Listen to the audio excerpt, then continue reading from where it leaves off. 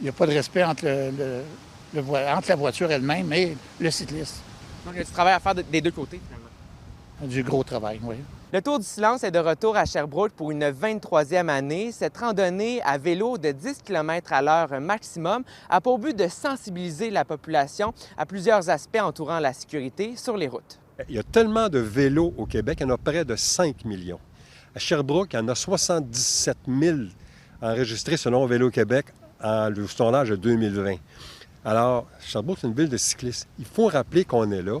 On voit qu'il y a de plus en plus de gens qui se déplacent à vélo. L'arrivée de Bixi aussi, ça décuple, je pense, le nombre de cyclistes. Il y a aussi toujours à chaque année plus d'autos sur nos routes. Donc, cette combinaison-là, je pense, met une pression sur la cohabitation, peut créer plus d'incidents. Il faut rappeler à tout le monde de respecter le code de la sécurité routière. Alors, les arrêts obligatoires, les feux rouges et signaler ses intentions. Ça, c'est bon pour les cyclistes, les automobilistes puis les piétons. Mais plus les voitures.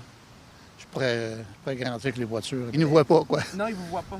Vous avez eu un accident? J'ai rentré dans le char de police en vélo.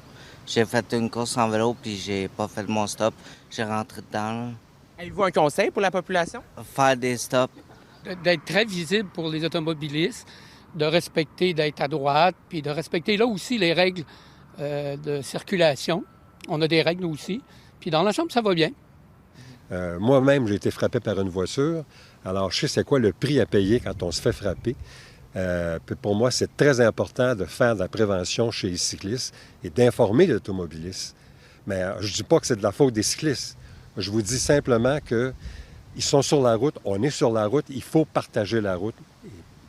C'est sûr qu'il y en aura toujours de la sensibilisation, on en fait chaque année. Est-ce que la sensibilisation à elle seule peut changer les comportements? Il y a aussi une responsabilité de la ville de mettre des infrastructures plus sécuritaires à disposition des usagers. Ça, c'est certain. Mais la sensibilisation, à la fois, il n'y en aura jamais assez, mais à la fois, si les gens ne prennent pas conscience et ne font pas un geste concret, c'est un peu ça qu'on veut rappeler aujourd'hui, la sensibilisation, ça ne sert à rien, c'est souvent les mêmes, ceux qui ont déjà des bons comportements, qui sont plus sensibles. Ça fait 60 ans que je fais du vélo et je remarque que dans les 10 dernières années, il y a une augmentation marquée. Cette année, je ne me suis pas encore fait tasser dans la gravelle par aucune voiture.